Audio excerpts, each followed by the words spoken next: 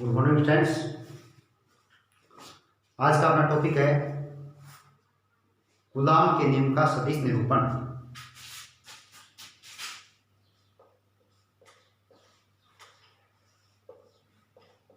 Coulomb के नियम का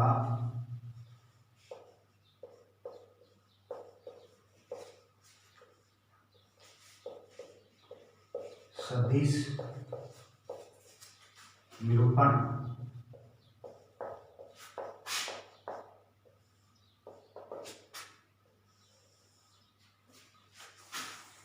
देखिए,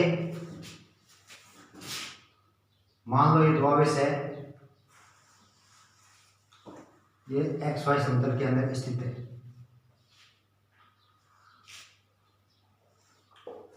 एक्स एक्स वाई एक्स। एक आवेश तो ये Q1, इस आवेश की मूल बिंदु से दूरी है R1।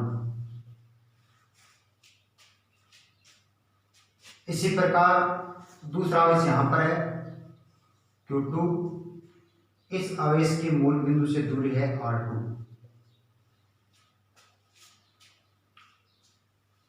यदि अपन इसमें वेक्टर लगा दें तो अपन यूं बोलेंगे Q1 का मूल बिंदु के सापेक्ष स्थिति सदिश वेक्टर R1। Q1 का मूल बिंदु के सापेक्ष स्थिति सदिश वेक्टर R1। R2 के ऊपर अपन वेक्टर लगा दें तो इसे बोलेंगे Q2 का मूल बिंदु के सापेक्ष स्थिति सदिश वेक्टर R2। अब इसमें अपन दो केस मानेंगे। देखिए, दोनों आवेश Q1 और Q2 है। Q1 तो Q2 के ऊपर बल लगा रहा है, Q2 Q1 के ऊपर बल लगा रहा है, और दोनों आवेशों की जो प्रकृति समान मान लेते हैं अपन एक बार। तो फर्स्ट केस है इसमें, जब Q1 आवेश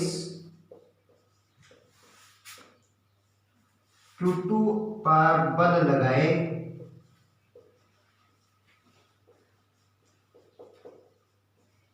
तो Q1 आवेश Q2 पर बल लगाए तो देखो क्या होगा। कूलॉम के नियम से दो आवेशों के मध्य लगने वाले विद्युत बल का मान होता है F इज इक्वल के Q1 Q2 अपॉन R²।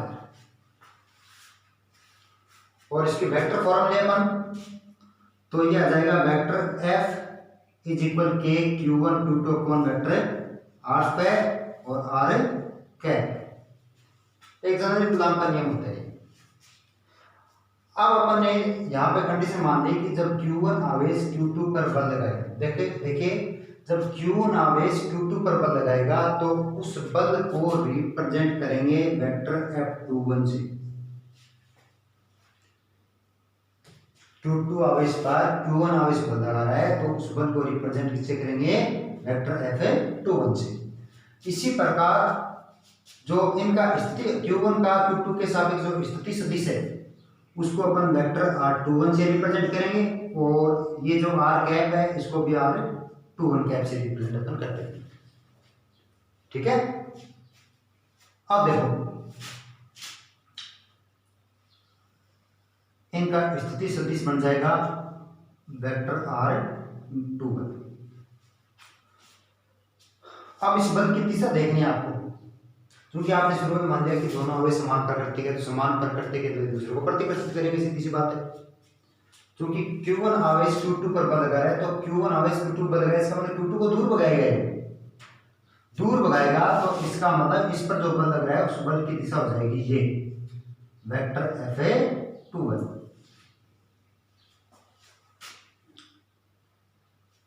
और उस बल का मान ये हो जाएगा।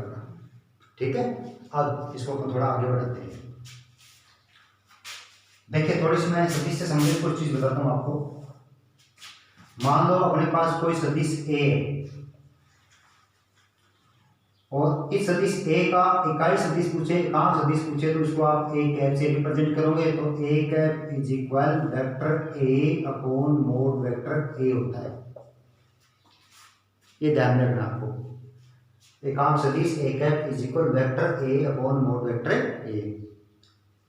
दूसरी चीज आपको ये ध्यान रखनी है, जैसे वेक्टर आर या मोड वेक्टर आर, ये दोनों एक चीज होती है, वेक्टर आर और मोड वेक्टर आर। इस चीज को अपन यूं लिख सकते हैं या इस चीज को अपन यूं भी लिख सकते हैं। अब इसको आगे बढ़ाते हैं। वेक्टर F21 इज इक्वल के Q1 Q2 upon vector R21 का होल स्क्वायर, और इसको मैं लिखूंगा vector R21 upon mod vector R21। इसके हिसाब से अपन इसको इसके हिसाब से लिख सकते हैं। चलो आगे चलो।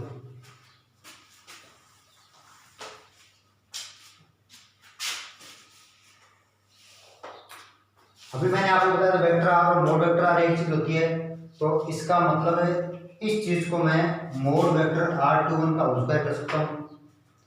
इसको मैं मोड वेक्टर R21 का होल स्क्वायर कर दूंगा तो होल स्क्वायर ये हो गया, एक के बाद तो ये मोड वेक्टर R21 की क्यूब बन गई, तो ये बन गया अपना वेक्टर F21 इज इक्वल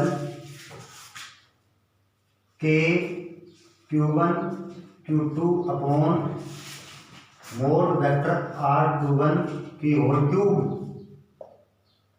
और वेक्टर R21। अब जो वेक्टर R21 है इसको अपन लिख सकते हैं vector R2 minus vector R1। Vector R21 क्या लिखोगे, vector R2 minus vector R1। तो चलो वेक्टर F21 इज इक्वल के Q1 Q2 अपॉन, इसको लिखा हूं मैं vector R2 minus vector R1 whole cube, और इसको लिखा हूं मैं vector R2 minus vector R1।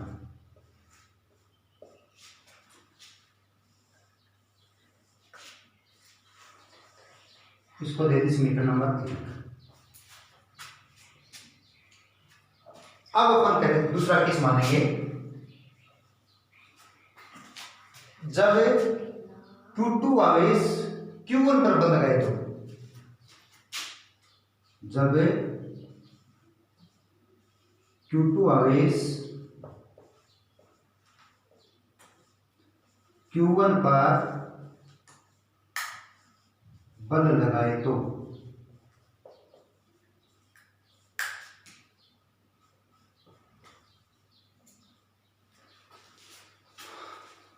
देखिए Q2 आवेश Q1 पर लगाया तो उस बल को अपन रिप्रेजेंट करेंगे वेक्टर F12, और उसके हिसाब से इसको लिखेंगे अपन के Q1 Q2 upon vector R12 whole square R12 cap. इसके हिसाब से लिखिए अपन सेम। अब देखो यहाँ पे थोड़ा करेक्शन करिए अपन, जो ये स्थिति सदिश को लिख दूंगा वेक्टर R12, इसको क्या लिखेंगे वेक्टर R12, और जो F12 की डायरेक्शन होगी वो जाएगी इस साइड वेक्टर F12, क्योंकि किस आवेश पर बल लग रहा है, Q2 आवेश Q1 पर बल लगा रहा है, तो Q2 आवेश Q1 पर लगा है तो Q2 Q1 को प्रतिकर्षित करेगा, तो उस बल की दिशा अपन क्या लिखते हैं वेक्टर F12, और ये इस दिशा में शो होगी। अब इसको अपन आगे बढ़ाते हैं, सेम उसी तरीके से चलेंगे अपन जैसे पिछले में चले थे। तो ये आ जाएगा वेक्टर F12 इज इक्वल के Q1 Q2 upon R12 whole square vector R12 upon mod vector R12। आगे बढ़ेंगे थोड़ा सा।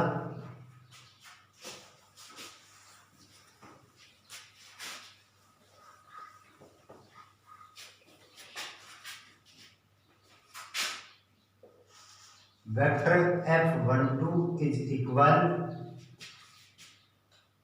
के Q1 Q2 अपॉन, देखिए ये वहां पे शुरू पड़ जाएगा वेक्टर R12 का होल स्क्वायर और मोड वेक्टर R12, अभी आपको बताया था मैंने वेक्टर R12 का होल स्क्वायर या मोड वेक्टर R12 का होल स्क्वायर ये चीज एक ही होती है, तो स्क्वायर ये एक क्यूब बन गया, तो इसको मैं लिखूंगा k Q1 Q2 upon mod vector R12 whole cube और vector R1। Vector F12 is equal के Q1 Q2 upon vector R1 minus vector R2, और इसको भी लिख देंगे vector R1 minus vector R2 is equal. अब देखिए इसमें से मैं माइनस कॉमन लूंगा, इसमें भी लूंगा, यहां पर भी लूंगा मैं, तो यहां पर जो माइनस कॉमन लूंगा तो मैं इसको यूं लिख देता हूं, वेक्टर F12 इज इक्वल, जो माइनस यहां से निकाल रहा हूं वो मैंने यहां लिख दिया, ये आ गया के Q1 Q2 और यहां पर आ जाएगा vector R2 minus vector R upon, इसमें से माइनस कॉमन ले रहा हूं मैं, माइनस लूंगा तो ये मोड लगा होने के कारण ये माइनस खत्म हो जाएगा, तो इसको मैं लिख सकता हूं डायरेक्ट ऐसे vector R2 minus vector R1।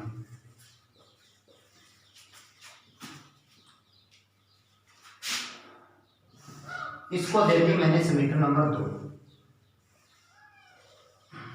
समीकरण नंबर 2।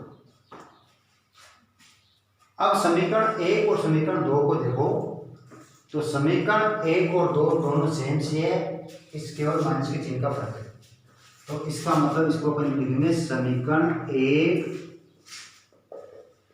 व समीकरण 2 की तुलना करने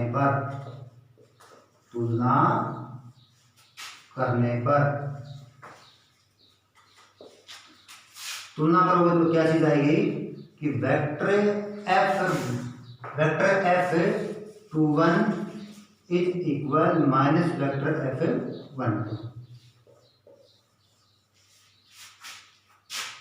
इसका मतलब ये हुआ कि दोनों आवेशों द्वारा एक दूसरे पर लगने वाले बल का परिमाण तो समान है परंतु दिशा विपरीत है। दोनों आवेशों द्वारा एक दूसरे पर लगने वाले बलों का परिमाण तो समान है लेकिन दिशा विपरीत है। और यह जो सदिश निरूपण है यह न्यूटन गति के तीसरे नियम जो क्रिया प्रतिक्रिया का नियम है उसके तुल्य है। तो इस पर आपने कूलॉम के नियम का सदिश निरूपण कर दिया। धन्यवाद। बाकी अपन नेक्स्ट वीडियो में पढ़ेंगे।